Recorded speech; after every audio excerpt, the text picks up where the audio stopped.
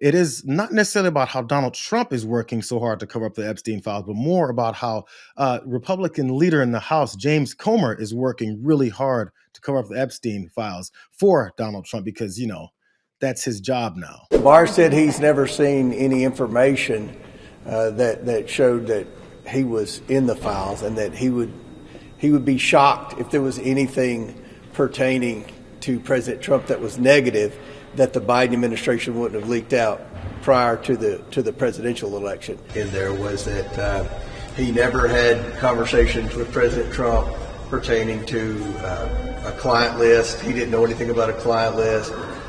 He said that he had never seen anything that would implicate President Trump in any of this, and that he believed if there had been anything pertaining to President Trump with respect to the Epstein list, that he felt like the Biden administration would have probably leaked it out. And I think that's pretty much conventional wisdom among anyone that's practical in this.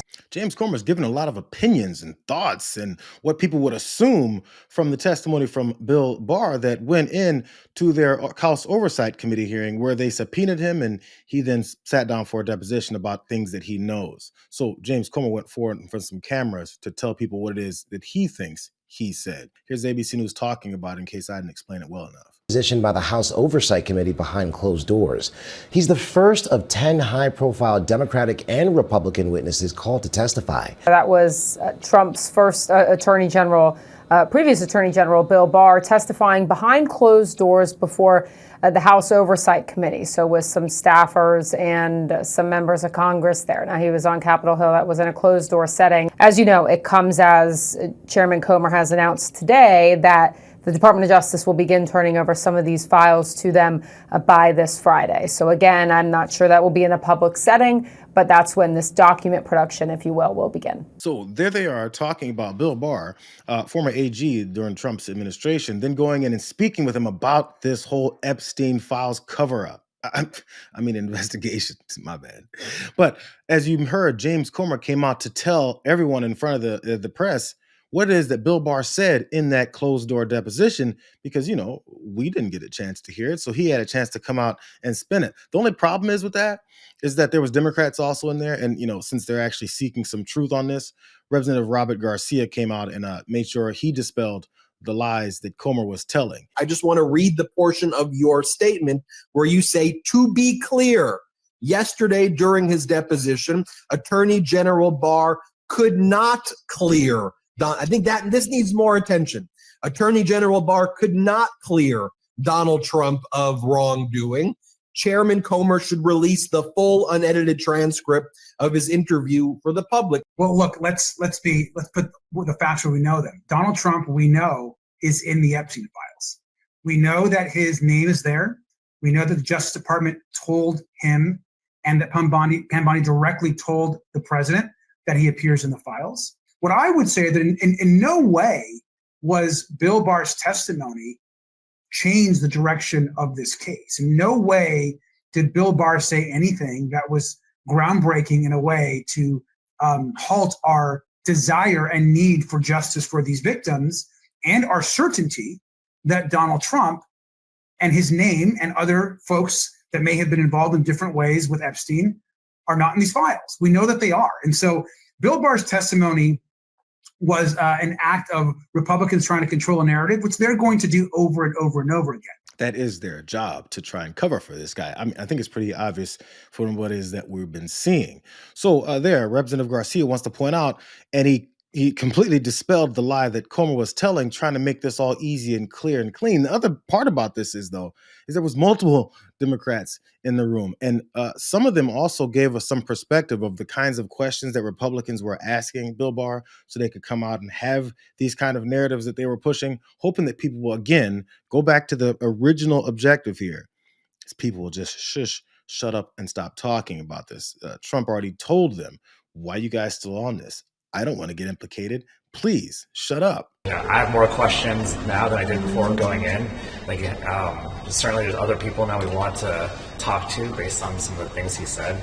Just generally, though, I think the Democratic side is doing most of the heavy lifting. I don't think we're learning much from the questioning from the House Republicans. It doesn't seem like this is something where they are truly caring about the victims and about trying to get to the bottom of what's happening.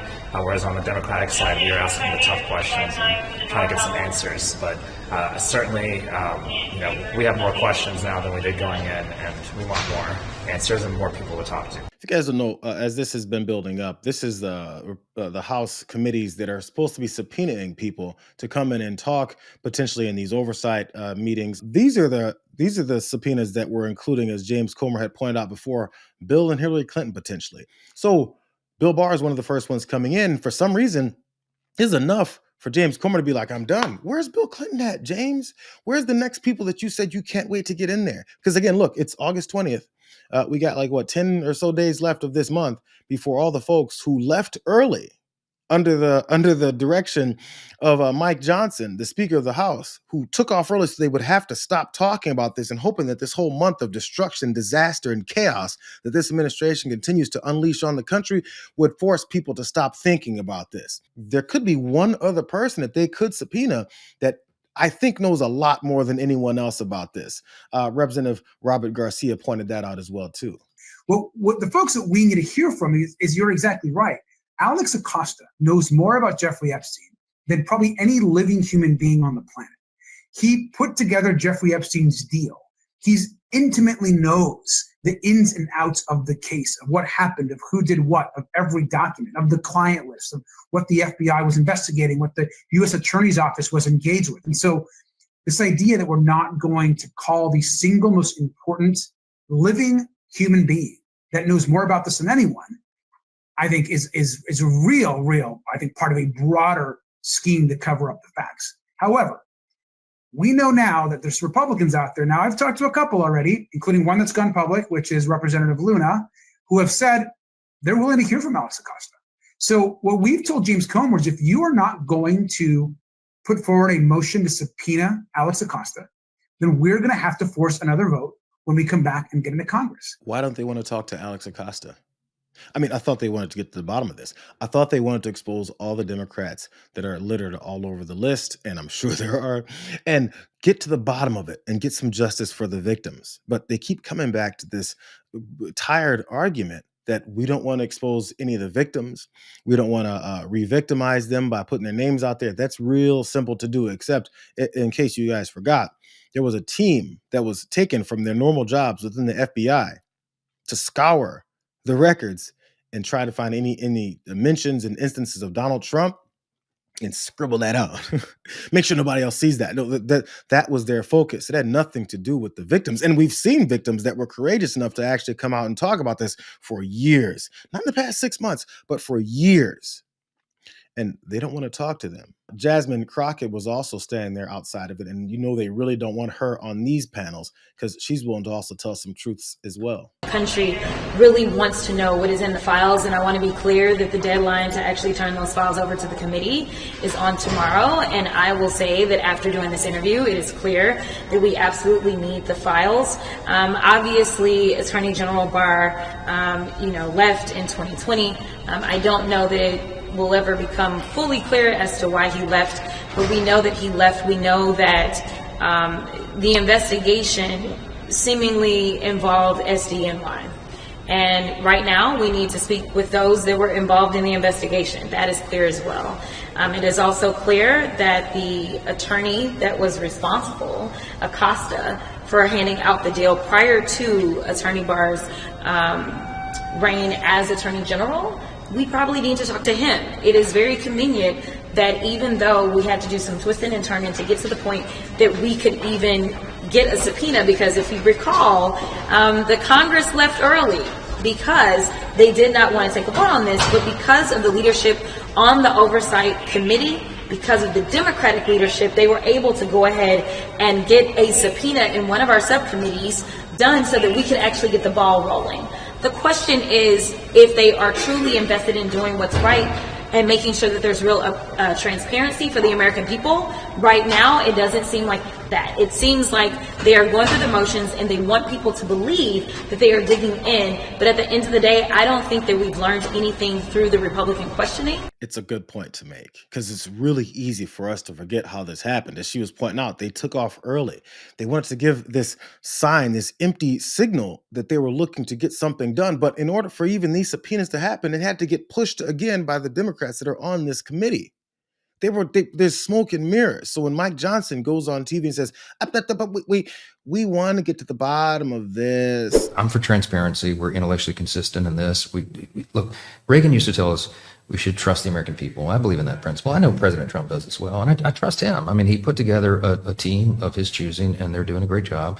It's a very delicate subject, but we should put everything out there and let the people decide it. We want full transparency. We want everybody who was involved in any way with the Epstein evils, let's call it what it was, to be brought to justice as quickly as possible. We want the full weight of the law on their head. And then he goes off and has zero actions behind it because they figure most Americans aren't going to go follow and see what it is that he's been doing in his actual committees and on the floor itself. And the things that he's pushed for votes and asked for to happen never include the things that match up with what he says he wants, because they don't want that. They want you to think that while they do nothing and follow behind Donald Trump. Why would Mike Johnson, who walks around on his knees behind Donald Trump, why would he suddenly defy him on this? Last little bit on this, because after those Democrats came forward and exposed James Comer for being the liar that he is about what it is that Bill Barr was saying, he had to come back and get asked about those responses. Your Democrat colleagues came out here a short time ago and said that Democrats have been doing more of the heavy lifting in the question and answer session, and they say that Barr has left more questions than actually answers. Do you think more folks should be subpoenaed from the Southern District of New York that dealt with this case? I think that Barr's answering all the questions. I think it's unfortunate. The Democrats are trying to, seems to me, politicize this. When you look at the basis of this, horrific crimes against young girls. And of course the Democrats' goal is to try to dig up some type of dirt on President Trump and what Attorney General Barr testified. I think it's a good deposition, and obviously we're asking a lot of tough questions too. I don't ever remember the Democrats subpoenaing a former Democrat Attorney General for anything. How are Democrats making this political when everything that James Comer was saying was talking about how Democrats aren't doing things the right way, Democrats aren't doing it the third way?